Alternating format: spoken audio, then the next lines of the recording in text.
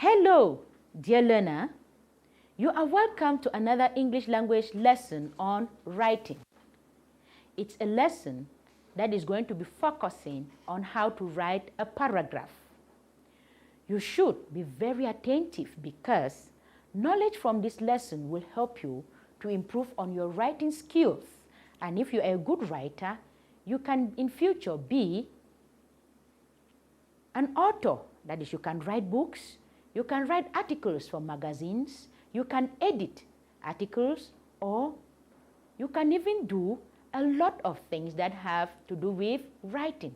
And if you write very well, people will read and understand what you were writing. So please be very attentive.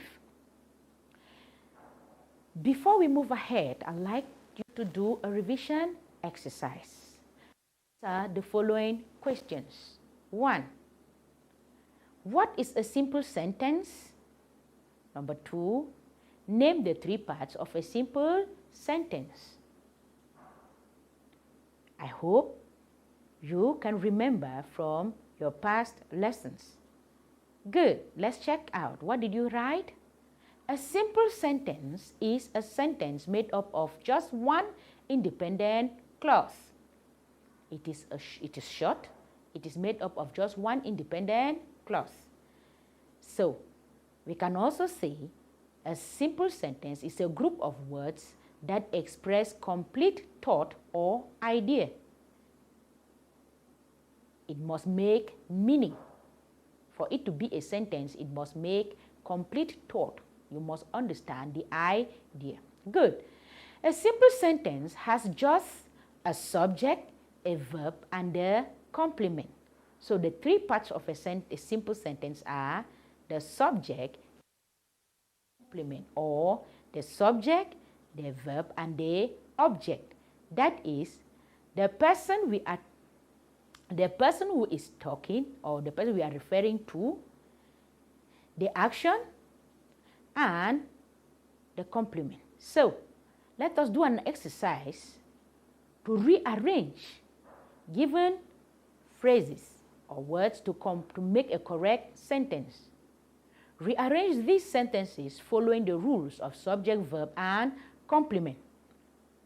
You have the right of children protects Cameroon. Reorder them to form a complete, simple sentence. Number 2, the schools create government. The schools create government. And the last one, the criminal arrested by police. Rearrange it. The criminal arrested by the police. Good. What do we have? The correct sentences are to read, the right of children protects Cameroon. Correctly, it will be Cameroon protects the right of children. Cameroon protects the rights of children. Number 2, the government creates schools. The government creates schools. The last one, the police arrested the criminal. The police arrested the criminal. Good job. I hope you had these correct. Let's move on. You should be very focused now because here is what you are expected to do by the end of this lesson. If you follow up attentively, by the end of the lesson, you will define a paragraph. State the characteristics of a paragraph, and then write a paragraph of at least 30 words following guided questions. Beautiful. If you are ready, let's move on. Observe this picture keenly. What can you find on the image in front of you? Can you read what is found on it? Beautiful. Let's go together. The moon is covered with craters. On the moon, it is hot during the day and cold at night. The moon goes through 8 phases. Neil Armstrong was the first astronaut to walk on the moon. There are many interesting facts about the moon. Did you read that with me? That's good. So, what is this talking about? What is this group of sentences talking about? Good. It's talking about the moon. All the facts are related to the moon. That is good. Yes, you see that there is a part that is colored in green. How do we call that part? That part is the topic sentence. It is the one that introduces the main idea that the paragraph is all about. We have the part that is in yellow. Yellow, this is the part that shows supporting facts, the sentences that support the main idea. And the conclusive part is the one in red. So, what therefore is a paragraph? A paragraph is a group of sentences which talk about the same thing.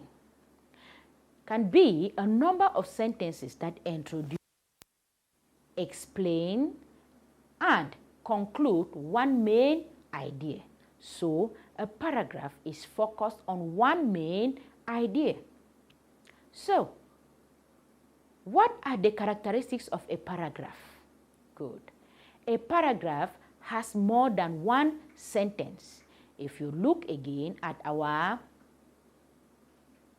paragraph, there are more than one sentences. Number 2, the paragraph concerns one main idea. The paragraph has a variety of sentence style and length. Okay, it has a variety of sentence styles and length. A paragraph treats only one topic. Remember, very important. A paragraph can have different types of information about the topic. The sentences in a paragraph are written in an orderly manner. You can use exciting verbs and not just am, is, are, was, were. Use creative words to create a picture in the mind of the reader. Use creative words to create an interesting picture in the mind of the readers. Numbers must be spelled out except for dates and addresses. Sentences should begin with a capital letter and end with a full stop, appropriate end, punctuation mark. I hope you are following up. So, how is a paragraph written? Write neatly and clearly if you are using a pen and a paper or book. So there are 2 types of paragraphs. You can have an indented paragraph or a block paragraph. Good job. I know you are following. Here is an example of a paragraph. Let us read it together. You can see the paragraph is indented. We have given a little space before we start the first sentence, and we read, "The President of the Republic of Cameroon addresses the nation every 10th of February." That is our topic sentence. Supporting sentences now. He always promised employment for the youth. He asked them to forget about white-collar jobs.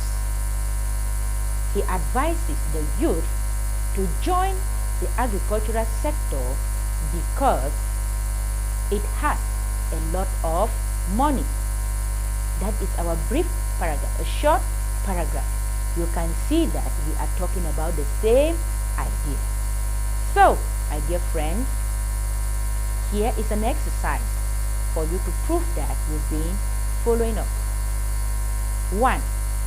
State 2 characteristics of a good paragraph. What are some 2 characteristics of a good paragraph? Correct answer: a good paragraph should begin with a sentence that says what the paragraph is all about.